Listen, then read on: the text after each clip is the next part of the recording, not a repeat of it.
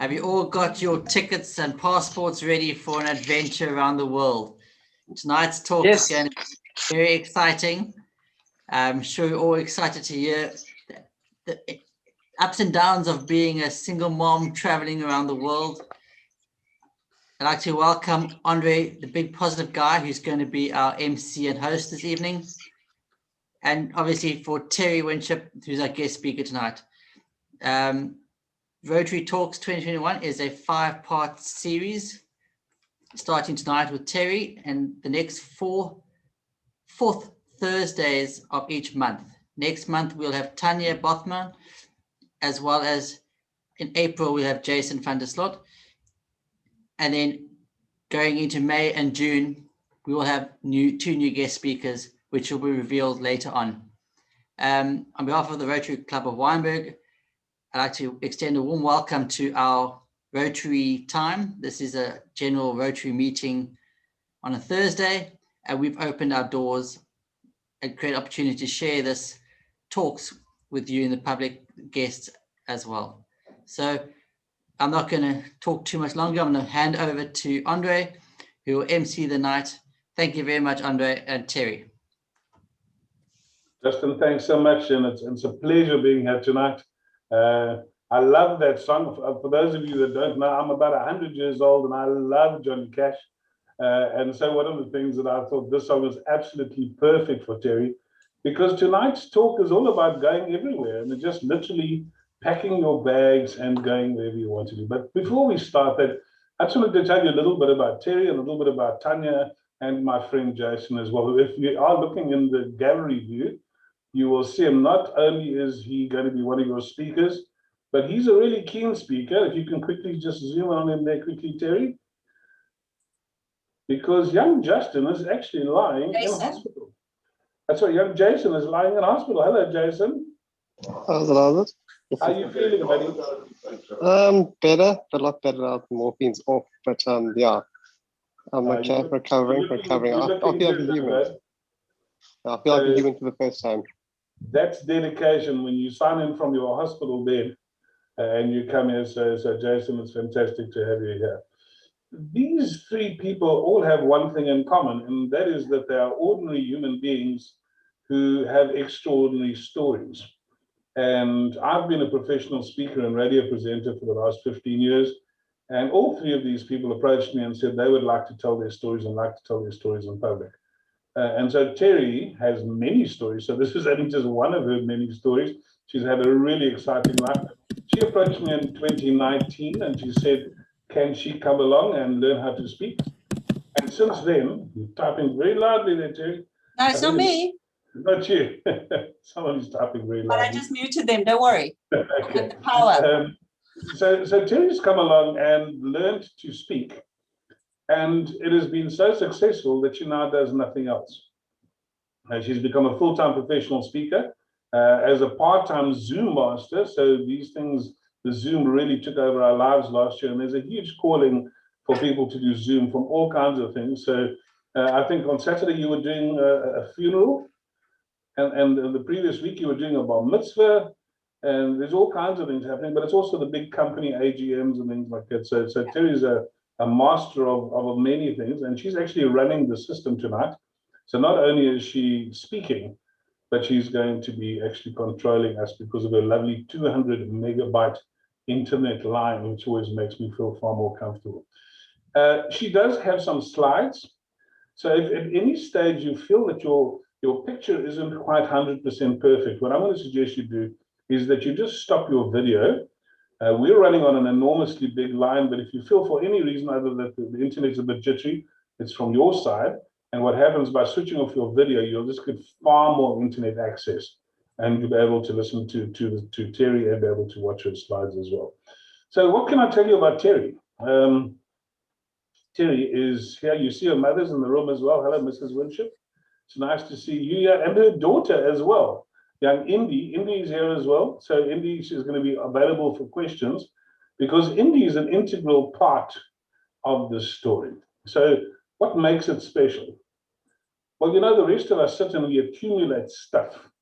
We gather things around us and we work and we furnish our rooms and buy cars and properties and we accumulate things.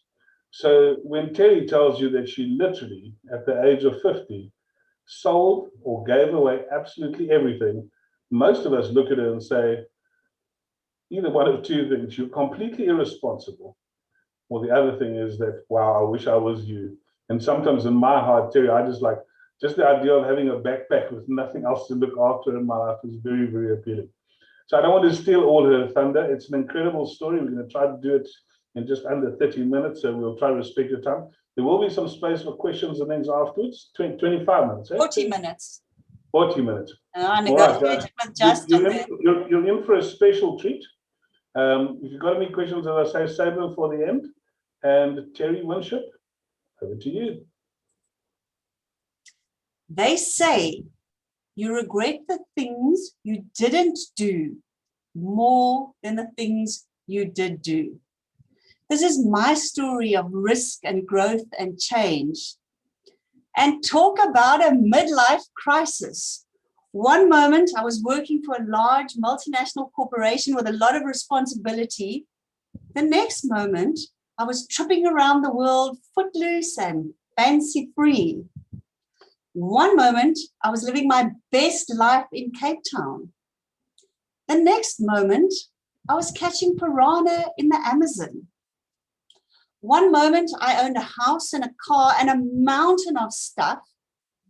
The next moment I owned a 12-kilogram backpack and exactly 3 outfits.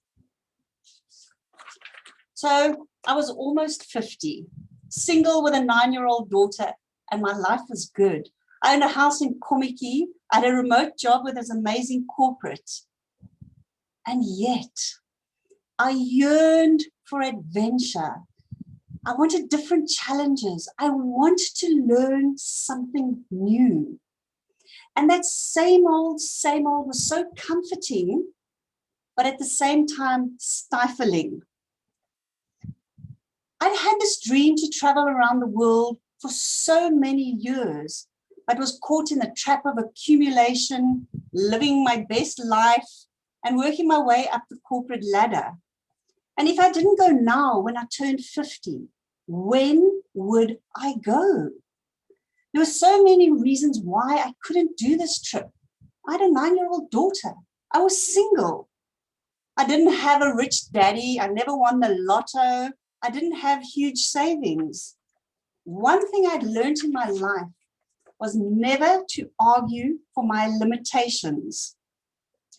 One day I was sitting on my brown leather lounge suite and I wondered, would I get more satisfaction from sitting on this lounge suite every single day, or would I get more satisfaction from having breakfast on the Galapagos? I looked at myself in the mirror and I wondered, could I be a 50-year-old woman who owns nothing? Could I swap the safety of my house, the security of my job, and just head out into the unknown? Well, I decided I was that woman who wasn't tied down by her possessions and the weight of other people's expectations. I decided to be a woman who would take risks to fulfill my dreams. And so I did what any rational 50-year-old would do. I sold absolutely everything I possessed. Every stick of furniture, the house we were living in, the clothes on our back, until I was left with nothing more than a 12-kilogram backpack for me, 8-kilogram backpack for Indigo, a little pile of money, and a derelict house in the Eastern Cape that absolutely nobody would buy. Oh my mother was absolutely horrified. My financial advisor said I was fiscally irresponsible. I can hear you all thinking, hell, she's brave, but she must be crazy. And yet, the more I sold, gave away, and threw away, the lighter I felt. I woke up every morning so excited to be alive. I was on fire. And then the day arrived. Indigo and I embarked on a spectacular 366-day around the world trip. I can tell you it was life-changing. I have never regretted selling everything, not even for a second. In fact, in a heartbeat, I would turn back that clock and do it all over again. I'm going to share some of my journey with you. If you just give me a second so I can get my slides on. I just want to see if this is what I need. Oops, pointer options. Hi. So obviously we started in Johannesburg and went right up to Florida to be in Disney, because actually, you know that 9-year-olds have dreams as well. And from Disney, we went up to New York City, had an amazing 3 weeks exploring New York, took the train to Toronto, spent 5 days driving across Canada to Thunder Bay, went to stay with friends in Seattle, absolutely loved San Francisco, and then we left everything behind that we knew. Went down to Quito in Ecuador, and Indigo and I went to Spanish language school. Thank goodness Indigo was there because she picked it up pretty quickly. Flew across and spent 3 weeks on the Galapagos Islands, and then did the most terrifying deep Amazon trip. After that, we went down to Peru and really explored Peru, doing amazing things. The favorite part of my trip was Easter Island. Then we went down to Chile. We didn't get very far in Chile because we got stuck in Valparaiso. What an interesting frontier city. In Argentina, we went through Iguazu Falls in the north, right down to the ice fields in the south. Then we did the most dreadful flight, 36 hours across to Doha. And then we spent time in Malaysia, Thailand, Vietnam, and Cambodia. Travel light, live light, spread the light, be the light. We travel very, very lightly. This is Indigo after 7 and 9 months. We still had the same amount of luggage. And this is us arriving at our homestay in Quito. And the taxi driver and the house owner had this huge discussion because they thought our luggage had been stolen and they couldn't believe that this was all we were traveling with. Here's my backpack, my roller bag, my handbag, and Indigo's backpack. We also traveled light by staying with local people instead of backpackers and hotels. And that absolutely made all the difference to our trip. Because staying with locals, you immediately enveloped into a family, you're protected from all the rip-offs of tourists, and you're safe. I had 1 pair of shorts, 1 pair of longs, 1 skirt, and 3 tops, all matching in pink and purple. And we stood in a 2-hour queue in Disney World for the Harry Potter ride. And the lady next to me admired my outfit. And I explained to her that I only had 3 outfits. And you know, in the land of plenty, this was news. She told every single person in the queue, and those 2 hours flew past because we were talking to everyone. This is Indigo in Cusco, about 5 months into the trip, with absolutely everything she needed for the entire year. In the beginning of the trip, Indigo wanted to buy everything. And I said to her, sure you can, but then you have to carry it. And that changed her desire very, very quickly. But occasionally I made a mistake. We stayed in Aguas Calientes at the bottom of Machu Picchu for around 10 days. And before we left, I'd given my costume away because we were going to be up in the mountains. And we discovered these amazing natural springs deep in the jungle. And so an enterprising Peruvian was renting out costumes. Now, the thought of wearing a damp costume that 400 people had worn before me was horrifying. But it was either that or miss out the experience. So I got over myself. And then we went there every single day. And very soon we're like the locals, bathing and washing and just enjoying this experience in the jungle. We owe at least this much to future generations. from whom we have borrowed a fragile planet called Earth. This is from the Amazon jungle, one of those terrifying snakes they have there. We spent 3 weeks on the Galapagos Islands, and honestly, it is like living in a David Attenborough documentary. Everything is so alien if you're coming from the African savannah.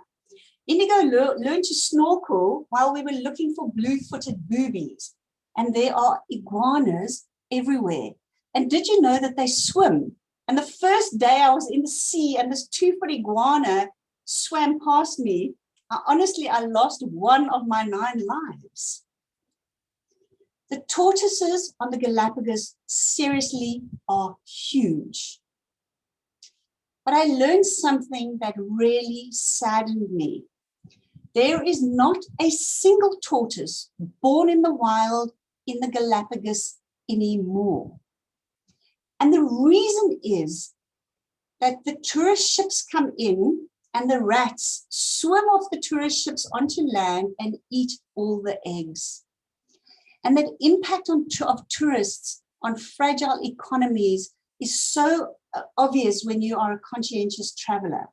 Currently, there's a race between the locals and the rats. The locals collect the eggs and take them away to incubators. And it really does make me feel sad. You want to visit the Galapagos. At the same time, when you're doing that, you're damaging it. We spent Christmas on Easter Island. This is the most isolated inhabited place in the world, where the island is ringed with those giant heads, the moai, and they stand with their heads to the sea and they just stare sightlessly inland. They are the ancestors. But this is a volcanic island with no water source at all. The only water they have gets caught in the craters from the volcanoes. And tourists love going there. It's beautiful, mystical, magical, but every single thing has to be brought from Chile or from Peru for these insatiable demands of tourists who want wine and lobster. They can't even grow vegetables there because there's this thin layer of volcanic soil where nothing grows. Another fragile environment that I fell in love with, but I could see and feel and hear the impact of tourists all the time. What an adventure to go to Patagonian ice fields. This picture is of me drinking whiskey at 10 o'clock in the morning, but with ice that we chipped off, ice that was like 800 years old. Over here, we were about to hike on the glacier and we had a picnic, and I didn't know that glaciers make so much noise. They groan and they creak and pieces break off like a shotgun. It's so loud. But the thing is, we all know about global warming and these glaciers are melting at such a rate. Who knows if you go on holiday after COVID, if they're even going to be there for you. Machu Picchu, the lost city of the Incas. What an incredible, beautiful, forgotten spot. The problem is they were having 7,500 visitors a day. And you get this tiny bits of cumulative damage. Someone kicks a stone, someone crushes a piece of glass, someone breaks a corner off. And if you imagine 7,500 people times 365 days, the volume of people going through there is massive. We stayed there at Aguas Calientes for 10 days and went up early one morning. Here we are. We climbed up to the moon gate, breathless. It took us hours to look down on the village. We once went in the evening and once for lunchtime. But we went for a picnic, and there was a school group of Peruvian Indians who had never in their life seen a white child. They were fascinated. And their teacher asked me if they could take a photograph with Indigo. And I said, of course. What I didn't realize is they wanted to do it one by one. So it took us about 35 minutes so every kid in the class could have a chance. The problem with Machu Picchu is that there is only a train into Aguas Calientes. And if you think of 7,500 people and every single person leaves a plastic water bottle or 2 or 3 behind. They have mountains of rubbish from the tourists that they have to take down this dirt road, this hairpin road, put on a train and go and deal with it somewhere else. Absolutely, you want to travel, but at the same time, you have to be aware that you're traveling to very fragile environments. If you reject the food, ignore the customs, fear the religion, and avoid the people, you might better stay home. James Michener. Our philosophy around traveling was to spend our money on experiences and not on things. Actually, all those things are made in China in any case. Every single time we had an option, we would take the adventure option. Then we went hiking on a glacier. Fascinating, they are so blue, they're not really white. And you can walk along and this crack just appears in front of you, quite frightening. We did a deep Amazon. I'm glad I've done it. It was very scary. We flew in a small plane for 4 hours over jungle. We caught a big river ferry. And you know, the Amazon is so wide, honestly, you can barely see the shore. Then we got into a motorboat, finally into a dugout canoe, and arrived in this place that had no electricity, no comms, absolutely no English. And this jungle is thick. The creepy crawlies are bigger than your head. Everything is bright and poisonous and hot. It is ferocious, that heat. One day in the jungle, we saw fire ants, and the guide, luckily there was another tourist there. The guide would talk to him. He was French. He would translate to English. And he told us, these fire ants won't kill you. But if they bite you, you would wish that they had killed you. We went on so many courses, and we went on buses, boats, planes, trains, went for tango dancing in Buenos Aires. We went rowing around Canada, listening for loons, Cambodia. Those ancient temples where the plants have just taken over. You feel like you're in one of those movies. And we hired a tandem and biked the San Francisco Bridge. In Lima, we got very brave and we paraglided off the cliffs of Lima. And you run and you take off over the cliffs, but then you circle back and you come back in through the high rise and you're looking at office workers straight in their eye. Fascinating. In Thailand, we booked for Tai Chi and Qigong lessons. We did it every single morning at 4 o'clock for 2 hours and every single afternoon at 4 o'clock for 2 hours.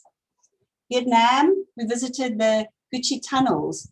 Indigo at 9 years old could barely fit into these tunnels where the adult men, women, and children used to hide from the Americans. One thing we did in every country was we went on cooking courses. You go to the market, you buy all the stuff, you come back and cook it. And let me tell you, traveling with a 9-year-old, she wasn't keen to eat any food that was funny, which was all the food. But if we went on a cooking course and she cooked it, she was more likely to eat it. This was on the Mekong Delta, and we stopped all along at this little shack to make rice paper, this one to carve vegetables. Such a great way to explore a country. And of course, the food. This is called snake wine. It was in a market in Vietnam, 20 different snakes in there. And the guy told me, if I drink a glass of it, I'll never get sick. So I drank a glass of it. The taste wasn't too bad, but the feeling of getting a snake scale off your tongue is not one I want to repeat in a hurry. A fisherman caught a fish for us and he deep fries it and he serves it just like that, and you get chopsticks. Sometimes I'm not such a fussy eater, but you really have to take a deep breath. Of course, living in Thailand and Malaysia, we had motorbikes and we used to speed all over the place and go and do our shopping. But one thing we learned was in the markets, for Western people like me, I shop in an aircon Woolworths where everything's wrapped in a packet. You go there and the blood and the smell and the flies, it's horrific. But then the more you travel and the more you speak to people, you realize that the animal is slaughtered that day, sold and eaten. Not a single part of it is wasted. And you start to actually look with new eyes and don't be so like revolted with your Western self. The sights you see, I wanted new experiences. They were amazing. We went on a Chinese junk around Halong Bay where they've got the 998 limestone mountains, the most beautiful, surreal experience. We went to festivals, we went on dragon boats, we went to Buddhist places. I could spend the rest of the evening sharing our adventures. But when you travel, there are always special, special moments. We went to Tanquil Island in Lake Titicaca, the highest lake in the world. And we climbed up these stairs and it's breathless and you can't breathe. And when we got to the top, we sat down to rest next to this old guy. And even though we couldn't speak to him, he smiled at us and we had this absolute human warmth. He reminded me of my grandfather and my father. And the interesting thing on this island is that the men do all the knitting. The tightest, most perfect stitches you've ever seen, and the women work in the fields. Go figure. Here we were in Cambodia. Indigo gets blessed by a lady Buddhist monk. And travel teaches you tolerance and the fact that there are hundreds of different gods. But everything comes to an end. This is a fleeting view of our year and a day. And my dad actually got sick and he had a 14-hour brain op, and we flew back because I was afraid he would die. But if he hadn't, if he hadn't gone to hospital, we probably would have carried on for another 6 months. But what did we do when we came back? We'd sold everything except for this property in New Bethesda.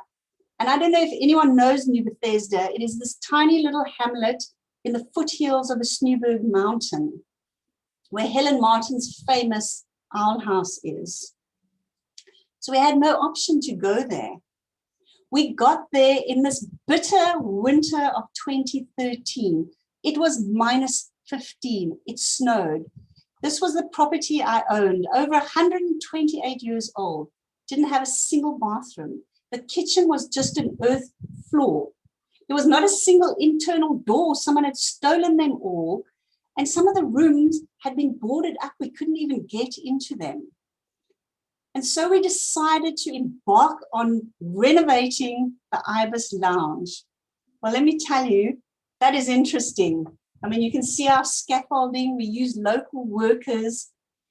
The house was made of mud brick, baked in the sun. And with the years of rain and neglect, these bricks were just collapsing.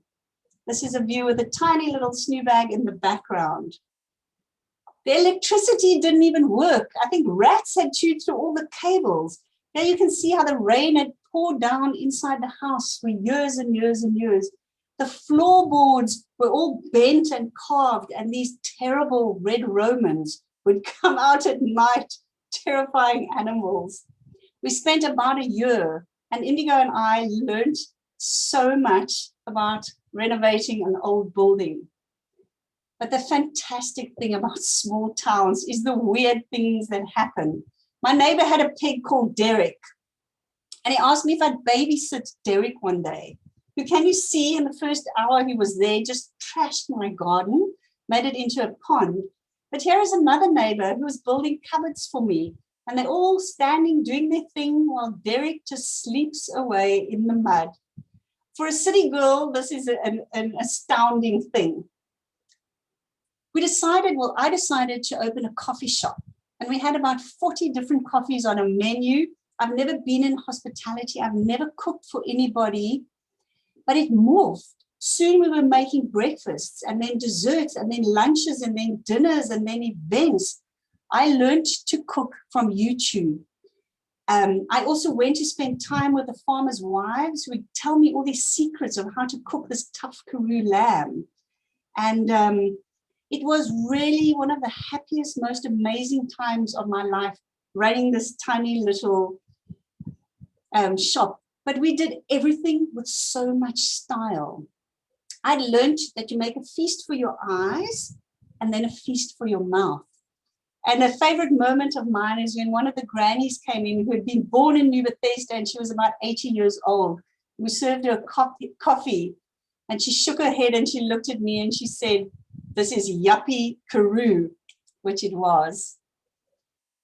We started this institution on a Sunday called Slow Sundays at the Ibis. We'd start serving at 12 o'clock. You all had to be there, and we'd finish at 4 o'clock. We'd serve a 5-course meal. We only had seats for about 25 people, but we were booked. In fact, for months in advance, people would come up from Johannesburg just to have the Slow Sundays. But also, I then changed it into a shop. And can you see all this Karoo stuff I sold? So if we took half an hour between courses, everyone would get bored and come and buy some of my stuff. We had 3 rooms because we then decided to open a guest house. We had the Amore room, the love room, which was all themed around love. We had this room was the happy room, and you can see the South American influence. And then we had the Karoo room. And this was actually sink dock off my roof and stuff we had found in the back garden. But we did exceptionally well as a guest house. We got rave reviews and people coming back year after year after year. And one of the reasons why is because we just spent a year traveling. So I knew exactly what people needed. These are just a few of the ones I picked up.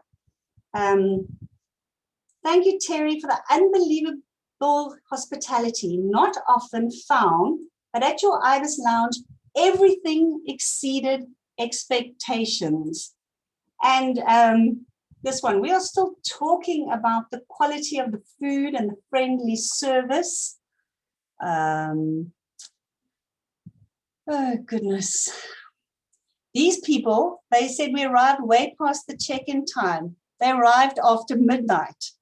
Terry was waiting with our pre-ordered feast and lovely glass of wine to calm the nerves after the bumpy road down into the valley. Definitely one of the best guest house rooms I have experienced in South Africa. The thing was, we only had 3 rooms, and to run a guest house was a form of traveling. Instead of me going out into the world was coming to me. And we'd spend so many evenings with our guests, huddled around the fireplace or sitting out on the stoop, sharing stories. And I always say people arrived as guests and left as friends. My favorite review was in the TripAdvisor, bunny chow that will make your head spin. Because I was a single mom, I only employed single moms in my restaurant. And these were all Khoisan, colored people who had lived there also for hundreds of years. The average education was a standard 2, but they all had their own secret bread recipe. So whoever was on duty would make half loaves of bread. We'd take out the center of this hot steaming bread, fill it up with slow cooked lamb neck curry, and then serve it. It was amazing. But in the 4 years that we ran the Ibis, we won 8 awards. We won the TripAdvisor Certificate of Excellence every year. There were already 10 restaurants in New Bethesda when we started. My favorite award was the Sanlam Top Destination Award in 2017. We came second in the entire South Africa in the bed and breakfast category. This dusty little 3-bedroomed guest house in the Karoo became very popular. But I looked at Indigo one day, and she only had one friend in New Bethesda, and she spent all her time with adults. She used to work in the kitchen, and her job was to make salads and milkshakes. She knew how to work with credit card machines. She knew how to check people in. She could actually give them a tour of the village. And so with a very sad heart, I decided we need to move to Cape Town for her teenage years because she needed bright lights and big cities. We sold the Ibis Lounge as a going concern. Every stick of furniture, everything in the kitchen, everything stayed. So once again, 5 years later, all we did was leave with the clothes on our back, and we moved down to Cape Town. And of course, we had just started settling in Cape Town and COVID happened.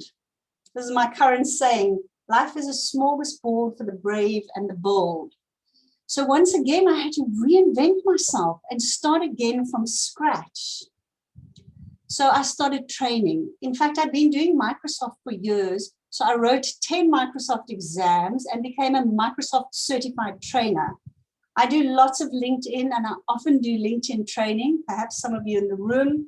And I started doing Zoom training. I'd also been using Zoom for years. As Andre said earlier, I ran as a Zoom technical host. These were all the Zooms that I ran last year, paid Zooms for AGMs, for functions, for corporates, etc., etc. I did a lot. Now, interestingly enough, I've been running Zoom funerals, Zoom bar mitzvahs, haven't done a wedding yet, but I'm holding out for that. And last Saturday, I ran a funeral for someone in Durban. I didn't know the people. And the guy whose mother died sent me this note. Now I'm catching my breath. I want to say thanks so much for Saturday.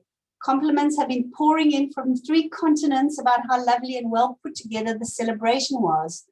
And let's just say the digital mess I dumped on you a couple of hours before we started would not have merited those compliments. He sent me about 120 photographs, all facing the wrong way, and he hadn't put them in a PowerPoint, and so I just spent hours fixing it. You were kind, brilliantly efficient, and altogether fabulous. Thank you very much. So I have actually found a new niche, running Zoom, sitting at home, running for people all around the country and all around the world. But there is always another fear to conquer, my fear of public speaking. For years, people have been asking me to tell the story, and I was like, no, I'm too scared. And so I met Andre, and I went on Andre's high impact public speaking course for professionals. And quite frankly, I think Andre was even going to fail me from the course, but luckily I managed to graduate. I'm also an avid Toastmaster, practicing all the stuff I learned at Toastmasters. And then an amazing thing, I'm working with Andre, teaching people how to public speak and coaching people on speech writing. And kind of at the age of 58, I found a new skill that I didn't know that I had. And I find that so extraordinary. When you take a chance to try something new, you learn about parts of yourself you didn't know existed. And so, what have the past years taught me? If you want to transform, you have to do things in a new way. You can't change if you stick to the old ways. You have to shake things up. You need to take risks. Perhaps what I did was radical by selling my house and traveling the world.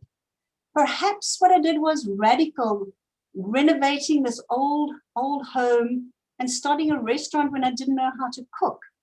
Perhaps what I did was radical, become a public speaker later on in my life. But in truth, from these experiences, I am a completely different person. I transformed my life. It was good. But since I've transformed it, the blessings keep raining down on me. I've learned to travel lightly through life. And I'm not just talking about my luggage, but emotionally, spiritually, physically, financially. I need so much less stuff than I could ever imagine. But at the same time, I love beautiful things. But I've learned this trick. I buy with my eyes. If I see something beautiful in a shop, I admire it and I relish it, but I no longer feel the need to own it. So travel made me realize that it's not stuff that makes you happy. And I focus on my family, my friends, and my community. Simplify your life, get rid of all that stuff, and you'll find that you just get a clear vision. And I learned over and over and over again that experiences bring you lasting happiness that things never will. I've seen it so much in COVID. People have got all the stuff in all these houses, but when lockdown happened, they lacked friends and they lacked family. So my new motto is do more and buy less. The fragile earth will thank you. And I used to have so much fear of loss, but in the process of giving up everything, I released myself. I broke the bondage of fear, and I have reaped enormous, enormous benefits. My challenge to you, use your fear. You'll be amazed at what you can change in your life. Where do you need to bring about major transformations in your life, your business, or your family? I dare you, take a risk, shake things up, try something new. And I promise you, when you're on your deathbed, you won't wish you had spent more time in the office.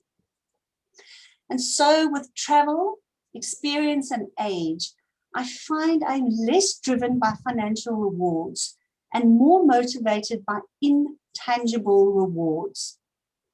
I believe in forgiveness rather than division. I believe in kindness rather than greed. I believe in cooperation, not competition. And so to end, I'm going to use the words of my favorite poet, Mary Oliver. What is it that you plan to do with your one wild and precious life? Thank you.